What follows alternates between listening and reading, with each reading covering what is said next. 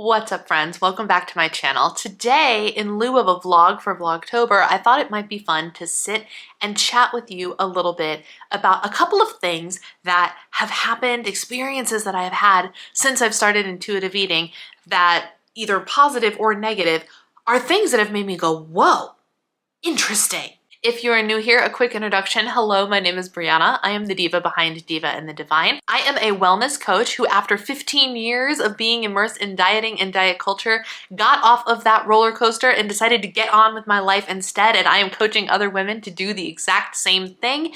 And I want to talk about what I've been doing since July, because July is when I officially decided to intuitively eat. So let's just talk a little bit about some of the experiences that I have had. The first one I want to talk about is the cupcake story, which I actually have a whole video on, and I encourage you to go watch that because it was the most mind-boggling experience. But the bottom line of that experience was a treat that I regularly allowed myself to have every time I stepped foot in a specific store was to go and get a gourmet cupcake. And for the first time ever since I have been in that store, the first time ever, I passed on the cupcake. Not because I was restricting, but because I genuinely was like, meh, I'm not excited about it today, and I let it go. It was the most bizarre thing ever to feel that in control over a food that I typically do not feel in control over. Another similar situation that I've had, and this has happened more recently, and it's not that this hasn't happened in my 15 years of diet culture, but I can probably count on one hand in those 15 years the number of times that this has happened. But it has happened twice in the last week. And I'm not even joking. What is that thing? I went to bed without having dessert. Yeah. And for some people, you're probably like, so what? I am a dessert girl. I have to have a dessert every single day. So what the heck is happening that all of a sudden I am regularly foregoing dessert? It is the craziest thing. And I'm not gonna lie, it's really empowering. And the reason I'm doing it, how I'm doing it, is because I'm listening to my body. And if I'm not hungry, if I'm still full from dinner, even 2 hours afterwards, let's see, I get on the live stream and it's 8 p.m. and I'm done with my live stream and I go downstairs to have dessert. This just happened last night. My husband's like, hey, are we gonna have a Ninja Creamy tonight? And I was like, I'm not at all hungry. And like, I make protein Ninja Creamies, so when I make a Ninja Creamy, like, it's a commitment. Like, it's gonna sit. It's gonna give you some sustenance because it's got protein in there. And I was just like, I'm not at all feeling it. It sounds good to my mind and it sounds good to my mouth, but like, it actually doesn't sound appealing to consume, if that makes sense. And so I'm regularly skipping dessert. It's fascinating.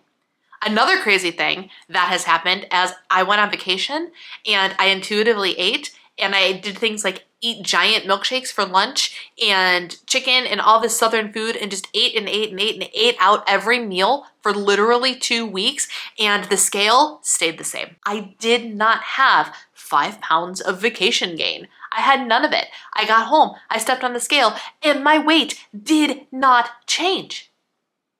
Because here's the thing. Old Brianna, dieting Brianna, would have been like, I'm on vacation. I've made the choice not to track. Therefore, give me everything and give it to me in excess and give it to me until I'm uncomfortably full, because when I get home, I'm going to have to restrict again. That's not a thing when you're intuitively eating. And instead, I went on vacation. I ate whatever the heck I wanted, but only until I was satisfied, not until I was overstuffed. Half of that milkshake thing we took home. I drank all of the milkshake, but took like the topping, the brownie with the whipped icing and everything on it, back to the hotel, because I knew that if I ate the brownie and the whipped topping and everything else with the milkshake, I would be uncomfortably full. And that would not have been respectful to my body, and that would not have been intuitively eating. And I'm on an intuitive eating journey now. And so the fact that I managed to get through that vacation eating whatever I wanted, whenever I wanted, and gave myself permission to leave things behind or save things until later, crazy, mind-boggling. And my weight didn't change. Nothing crazy happened on vacation. And it was such a freeing feeling to be able to experience that. Truly. Another thing that happened not too long ago is I didn't listen to my fullness cues and I overdid it on some Kringle. Kringle is a pastry, if you guys don't know, and it is so good. And I deliberately, and here's the interesting thing. I acknowledged that I was satisfied. I had a piece and I was satisfied. I acknowledged it. I was like, you're not hungry anymore. You are satisfied. You are bordering on full. And what did I do? I walked over to the refrigerator and I grabbed 2 more pieces of this Kringle anyway. I knew what I was doing. I made the decision in the moment after acknowledging I was already full, and I ate the thing anyway. And you want to know what? I felt uncomfortably full afterwards, and I immediately regretted the decision. I immediately regretted it. So I had to sit there and go, okay, Brianna, why? Let's unpack this. Why did you make this decision? And the answer was probably scarcity mindset. Oh my gosh, it's so good. I just want to keep eating it. But here's the thing. It will be there tomorrow. And this is something that I tell myself a lot. If I don't eat it today, it will be there tomorrow. It's fine. And when you think of something like even the Kringle is something you get at Trader Joe's. That is seasonal, right? The pumpkin caramel Kringle is a seasonal Kringle. But here's the reality. If I was desperate for more Kringle, there's only one bakery that I will get Kringle from, and it is the bakery that Trader Joe's has partnered with. I know where this bakery is. I've been to this bakery before. I went to college near it. I could get my hands on more. It might be more expensive, but I know where the bakery is. I could send my mom to go get some. It would take her an hour, but I could do it. I could order some on the internet. It is not a thing that I need to feel scarcity around. So once I talked myself through that, it has been 2 days since I have had Kringle because I'm just like, it's fine. It's not a big deal. And it was a lesson that I had learned. My point in adding this to the list of experiences that I have had while intuitive eating is I am not perfect at this. I am still, for all intents and purposes, a beginner on this journey. I've only been on this journey since the beginning of July. And while I am a step ahead of most of you who are dabbling, who are intrigued by this idea, I am nowhere near an expert. I am still learning what all of this means, what all of this feels like, what hurdles I'm going to have to leap over once, what hurdles I'm going to have to figure out how to leap over regularly, and what hurdles I'm going to trip over again and again and again. And that's probably one I'm going to trip over. Now, on the flip side, I also bought myself a big old container of espresso beans from Trader Joe's weeks ago, and there's still a third of the container left. And not once have I measured them out. I've sat down every time, opened the container, and eaten them out of the container, and eaten until I was satisfied with my amount. Some days it was probably more than a serving. Some days it was probably less than a serving. The serving size does not matter when you are intuitive eating because a serving to everybody is different.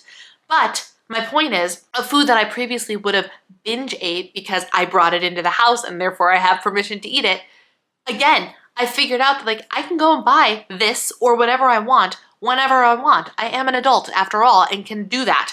So there's no need to hustle my way through this particular indulgence.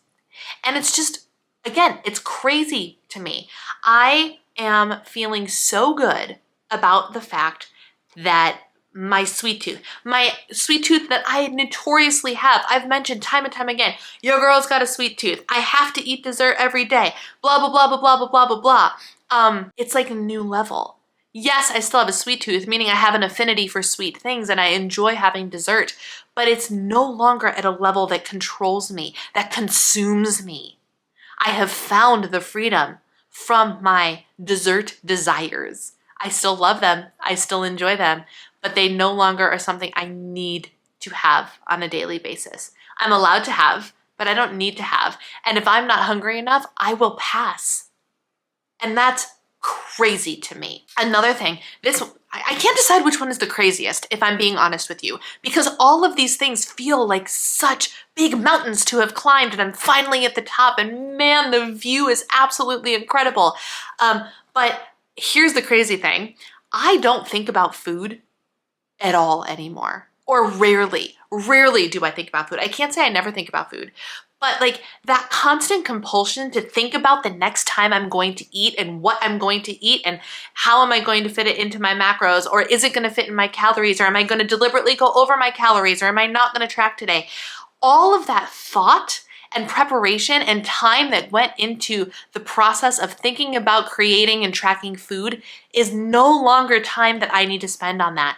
It is the craziest thing to me that I wake up in the morning and I go, what do I want for breakfast? and whatever sounds good. Today I made scrambled eggs and like a breakfast hashy type thing, and it was delicious. Yesterday I was like, I don't think I really want that, and I had overnight oats instead. And it was like no muss, no fuss, no how is this gonna fit into my plan? It was just, this is what's available to me. Of the options that are available, what sounds good today? The other day I had a healthy eating on the go bar for breakfast instead of a full meal because that's all I wanted. And that's okay. And I can vary day to day, and it doesn't need to fit into some specific meal plan, and it doesn't need to fit into some specific macro calculation, and it can just be. And then here's the crazy part. I'll eat breakfast, and then I'll be satisfied, or I will eat until I'm satisfied. And then I won't think about food again until I'm hungry. Some days that's 2 hours, some days that's 6 hours. And then when I'm hungry, I go, okay, what do I want for lunch? Oh, I have this thing prepped. I should go eat that because I have it already made. Okay, let's go have that. And I'll eat it. And then I'll put it away, and then I'll be done, and I can get back to my life and do other things. And I don't think about food again. I don't have this compulsion to be like, but I have this sweet treat and this sweet treat and this sweet treat in my house. I don't spend my time consumed by thoughts of food anymore. And as somebody who has lived in constant thought of food, food I can have, food I can't have, food I want to have but shouldn't have, all of those things, foods that I want to buy that I shouldn't keep in the house because they're trigger foods, all of these things gone, no longer in existence. And it's just crazy to me. Why am I telling you this? I'm telling you this because it is my goal on this channel to share my life experience with you. And this is honestly what I'm experiencing right now. And it's amazing. I don't know if you can see it on my face, but it's amazing. Has the scale gone down dramatically? No. No, it has not. It's actually stabilized. It went down a little bit and it is completely stabilized. Doesn't really go up, doesn't really go down. Stays within the 1 or 2 pounds. That's it. Which is fine. That's where I need to be right now. And in the month of October and in Q4, I do have some audacious body goals that I want to reach through more hardcore, and hardcore is not even the right word, more intentionality of movement and activity, and just making sure that I am generating the kind of energy that I need to be generating to reach my goals. I want to be mobile. I want to be flexible. I want to be stronger. I want to have more stamina. And all of that requires deliberate choices as it comes to health and fitness. I want to fuel my body for optimal health and nutrition. I want to make sure I'm getting the vitamins I need. I want to make sure I'm getting the nutrients I need. I want to make sure I'm eating in a way that is easy for my body to process and digest, and so I can feel my best. And I want to move my body and learn to move my body harder and longer so I can build up that stamina and strength to go out there and do life in the way that I want to do life. And so I have big goals. It's not that I don't have goals, but this was the first step, and I feel like I have nailed it. And it's not that I'm perfect. I told you a story of my perfectly imperfectness in this video, but it's a journey that is worth being on. And I just wanted to say that I am so happy that I am on this journey, and it's wonderful. It's wonderful. And I just wanted to share that with you. So there you go. Happy Vlogtober. I hope you all are having a wonderful, wonderful month, and I will see you tomorrow for more Vlogtober. Till then, take care.